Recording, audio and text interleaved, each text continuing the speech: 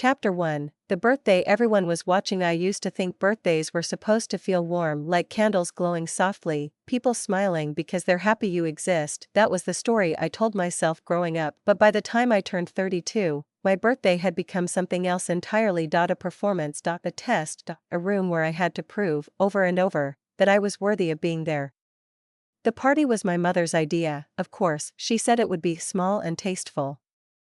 What she meant was controlled. She chose the restaurant, an upscale place downtown with white tablecloths and mirrors everywhere. She chose the guest list. She even chose what kind of cake I should like, even though she's never once remembered my favorite flavored. I remember standing in front of the bathroom mirror that night, smoothing my dress, practicing my smile, not because I was excited, but because I knew what was coming. My mother had a way of turning celebrations into stages, and she always needed an audience. When I walked into the dining room, conversations paused for half a second, not because I looked stunning, but because everyone was waiting to see her reaction. She looked me up and down slowly, her lips pressed together in that familiar tight smile. "Oh," she said. "You wore that."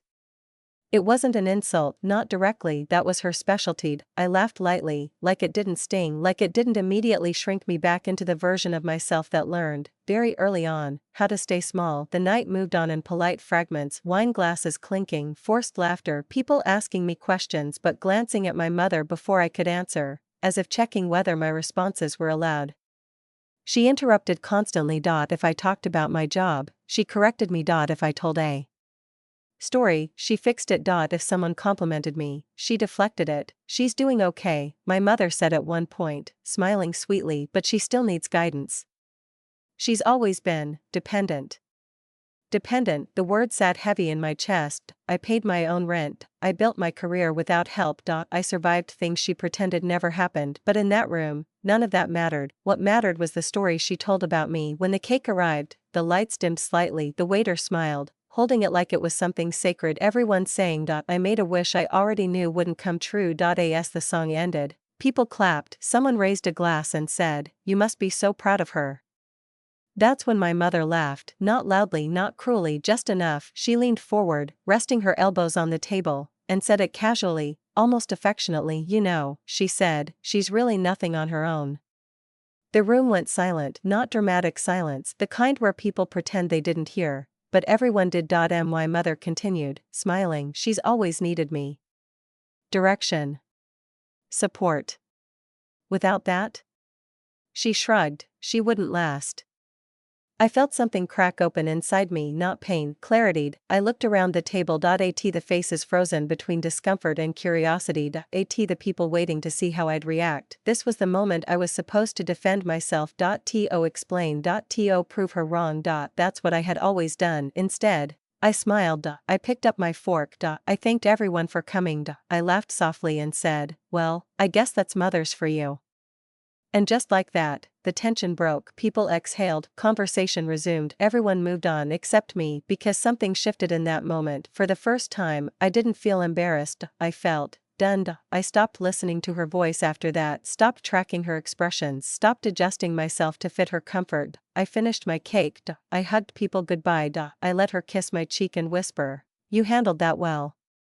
Handled it. If survival was a compliment, that night, lying in bed, I stared at the ceiling and replayed her words, "You're nothing alone." And for the first time, instead of shrinking from them, I asked myself a dangerous question: what if she was wrong? What if the reason I always felt small was because I never stopped asking permission to exist? That was the night I made a quiet decision. I didn't argue. I didn't confront her. I didn't announce anything. I simply stopped asking, and I started planning how to disappear. Chapter 2. The control I learned to call love. When people hear the word control, they imagine shouting, rules written on walls, hands slammed on tables. That was never my mother. Her control was quieter than that, cleaner, wrapped in concern and delivered with a smile. Growing up, she loved to say, "I just worry about you." It sounded like love. It felt like safety, and for a long time, I believed it was the same thing. She worried about what I wore, not because it was inappropriate, but because it sent the wrong message. She worried about my friends, not because they were bad, but because they were beneath my potential. She worried about my decisions, not because they were reckless, but because I wasn't ready. I was always not ready. Not ready to choose a major, not ready to move out, not ready to travel, not ready to trust myself. Whenever I disagreed with her, she'd sigh softly, like she was tired of carrying something heavy. I just don't want you to get hurt, she'd say, and I'd feel guilty for wanting anything she hadn't approved. By the time I left for college, her voice had already settled into my head. It narrated my choices, corrected my instincts, questioned every step forward. If I struggled, she'd say, "See? You need guidance." If I succeeded, she'd say, "Good thing I helped you."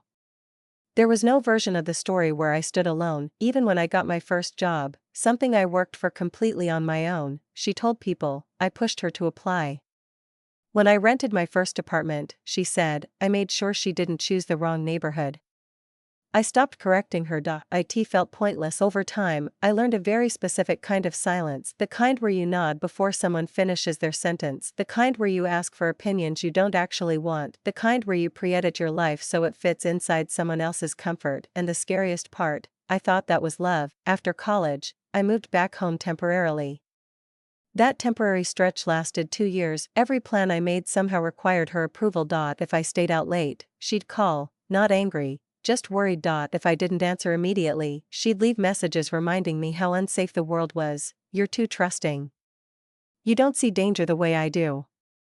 You need someone to look out for you.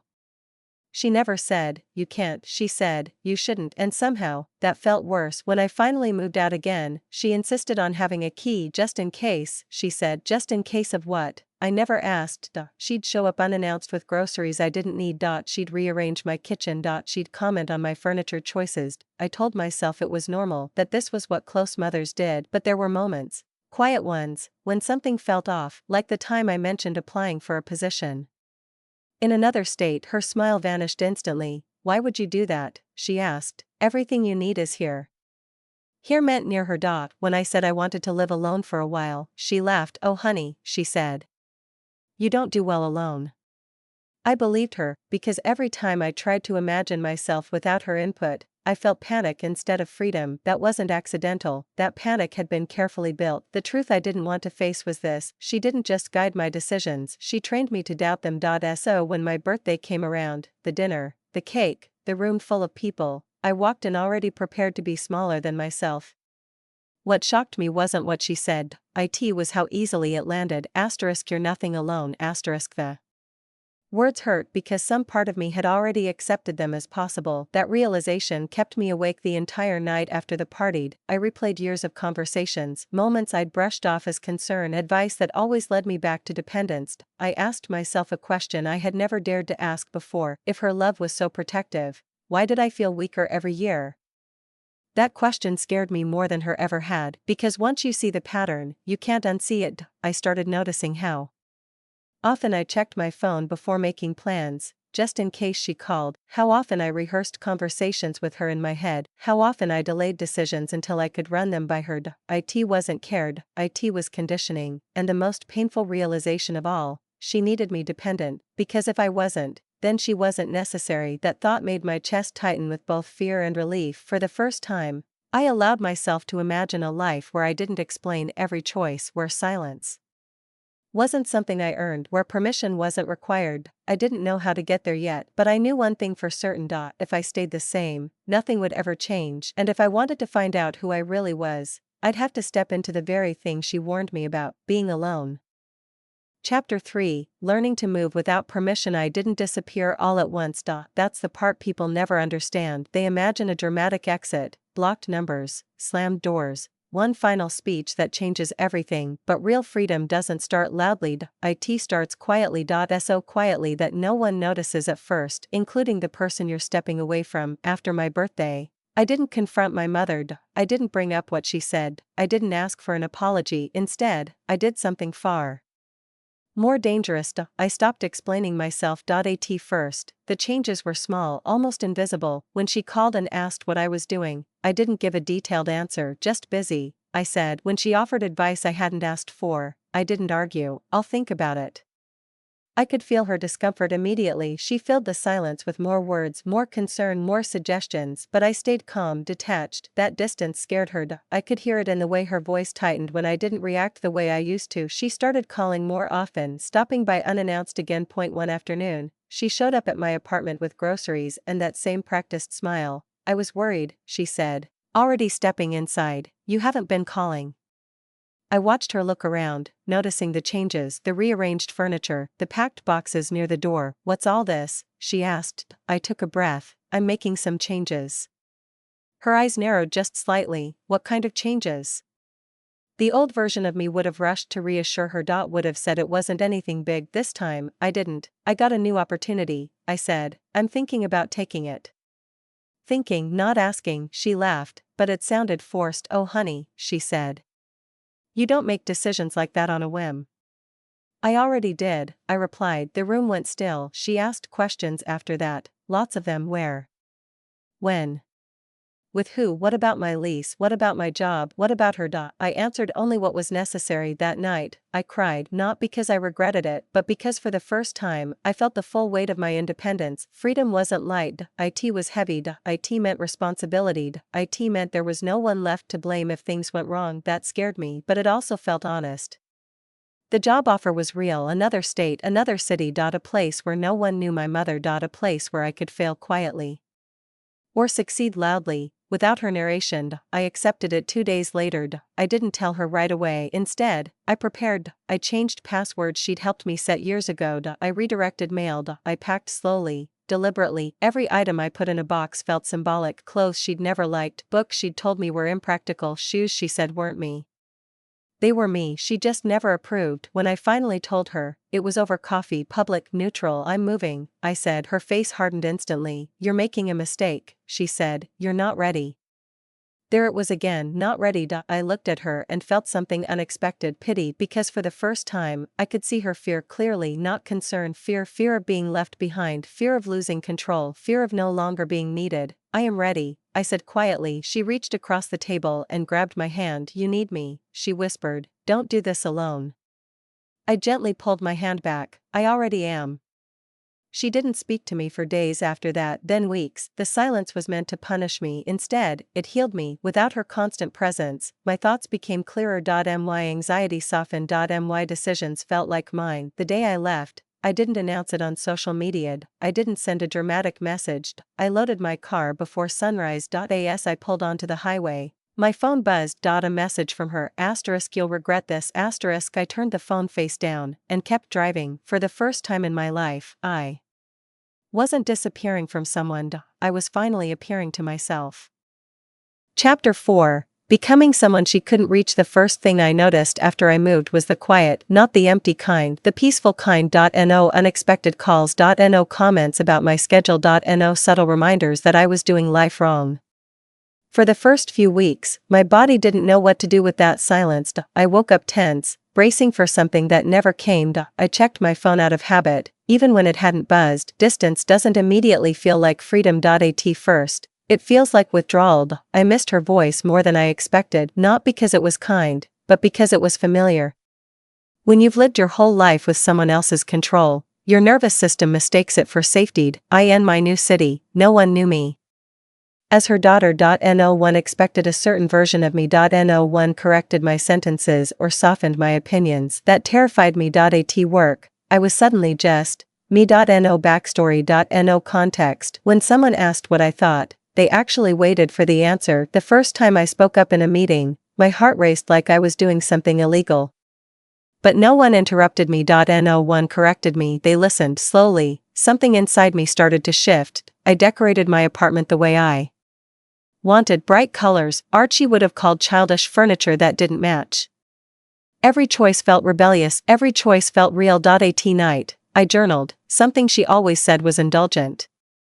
I wrote about the birthday, about the comment, about all the moments I'd swallowed to keep the peace. Patterns emerged on the page. Her love had always come with conditions, approval had always been transactional, and without those conditions hanging over me, I began to feel solid. That's when the messages started. At first, they were soft. Just checking in. Hope you're okay. I worry about you. I replied politely briefly. That boundary frustrated her. The tone changed. You seem distant. I don't recognize you anymore. I sacrificed everything for you. There it was, the guilt. I didn't respond right away. Days passed, then a voicemail. Her voice was trembling, not weak, but angry. You think you're better than me now, she said. I made you. You don't get to erase me. I listened once, then I deleted it. For the first time, her words didn't sink into my bones. They stayed outside of me. Weeks later, I heard through family that she'd been telling people I was lost, that I was being influenced, that I'd changed. She was right, I had, but not in the way she meant. I was sleeping better, laughing more, making decisions without panic. I wasn't disappearing. I was becoming unreachable. The hardest part wasn't letting go of her control. It was grieving the mother I'd hoped she could be. That grief came in waves, sometimes triggered by nothing at all, but every time I felt tempted to go back, to explain, to soften, to make her comfortable. I remembered the birthday, the room, the cake, the sentence that revealed everything. You're nothing alone. I looked around my life now. The job I earned, the home I built, the woman I was becoming, and for the first time, I could say it without shaking. I was everything on my own, and she knew it too. That's why she couldn't reach me anymore. Chapter 5. The day I stopped disappearing. The confrontation never happened the way people expect. There was no dramatic phone call. No final argument where everything spilled out and suddenly made sense. That kind of ending only exists for people who were listened to in the first place. What happened instead was quieter and far more final. It was almost a year after I moved when my mother reached out again. This time through an email. Long, carefully written, every sentence polished. She said she missed me. She said she didn't understand why I'd shut her out. She said families don't abandon each other like this. What she didn't say was sorry. She didn't mention my birthday. Didn't acknowledge the humiliation. Didn't ask how I felt. The message wasn't an invitation to reconnect. It was an attempt to restore the old balance. I read it once, then again, and for the first time, I noticed something that used to escape me. There was no curiosity in her words, only entitlement. She wasn't reaching out to know me, she was reaching out to reclaim me. That's when I understood something crucial. Closure wasn't something she could give me. It was something I had to take. I wrote a response, shorter than anything I'd ever sent her. I didn't accuse, I didn't defend, I simply told the truth. I said I was healthy, I said I was happy, I said I needed space, and that this wasn't up for negotiation. I told her I wished her well, and I hit send. My hands didn't shake. She replied within minutes, angry, sharp, full of the same language I'd heard my whole life: ungrateful, selfish, cold. I didn't respond. That was the moment. Not when I moved, not when I changed my number, but when I realized I didn't need her to understand. Silence followed. Months passed. Through family, I heard that she was furious, then confused, then distant. People stopped asking when we'd fix things, because there was nothing to fix. I wasn't broken. The final shift came one afternoon when a coworker invited me to celebrate my birthday. A small group. A quiet dinner. No speeches. When they brought out the cake, someone said, "We're really glad you're here." That was it. No comparison. No correction. No reminder of what I owed. I went home that night and realized something that made me laugh out loud. I hadn't thought about my mother all day, not once. She no longer lived in my head. Didn't narrate my choices. Didn't shape my fear. She had lost access, not because I punished her, but because I outgrew the version of myself she controlled. Looking back now, I understand the truth behind her words at that birthday dinner when she said, "You're nothing alone." She wasn't describing me, she was describing her fear, because I was never nothing. I just hadn't been allowed to be something without permission. I didn't disappear to hurt her, I disappeared to survive, and in doing so, I finally became visible to myself. If there's one thing I know now, it's this: you don't need someone's approval to exist, you don't need permission to grow, and you don't owe access to anyone who only values you when you're small. I'm not alone. I never was. I was just finally free enough to see it.